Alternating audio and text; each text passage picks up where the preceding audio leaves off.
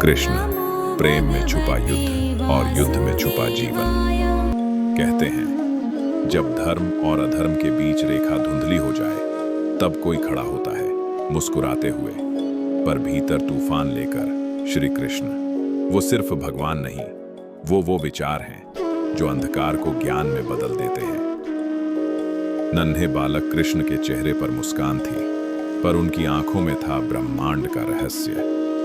जब मां यशोदा ने उनके मुंह में देखा तो दिखा पूरा संसार वहां समाया हुआ है। वही सिखाता है तुम्हारा ईश्वर बाहर नहीं, तुम्हारे भीतर है। वो माखन चोर था, पर असल में चोरी करता था दिलों की। जब भी बांसुरी बजती, गोपियां सब कुछ भूल जाती, क्योंकि वो सुर बंधन तोड़ते थे। कृष्ण सिखाते हैं प्रेम वो नहीं जो बांध दे, प्रेम वो है जो मुक्त करे। लेकिन समय ने वृंदावन की शांति छीनी, अत्याचार बढ़ा और कंस का आतंक फैल गया। तब वही बालक जिसने प्रेम का अर्थ दिया था, अब न्याय का प्रतीक बन गया। कंस के साथ युद्ध सिर्फ राज सिंहासन के लिए नहीं था, वो युद्ध था सत्य और भय के बीच। और जब कंस गिरा तब धर्म ने फिर से सांस ली। समय बीतता गया और अब कुरुक्षेत्र के मैदान में खड़ा था पूरा ब्रह्मांड।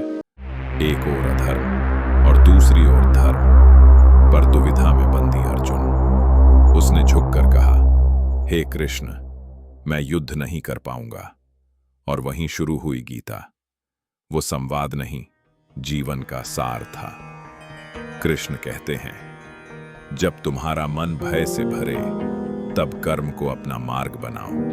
उन्होंने सिखाया जीवन में न आसक्ति रखो न निराशा, बस कर्म करो। यही जीवन का सूत्र है।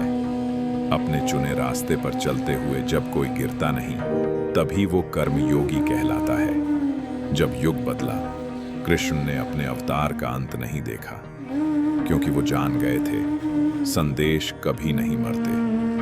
वो हर उस इंसान में है जो सच्चे दिल से कर्म करता है, और हर उस आत्मा में जो भय के बावजूद सच्चाई के साथ खड़ी रहती है।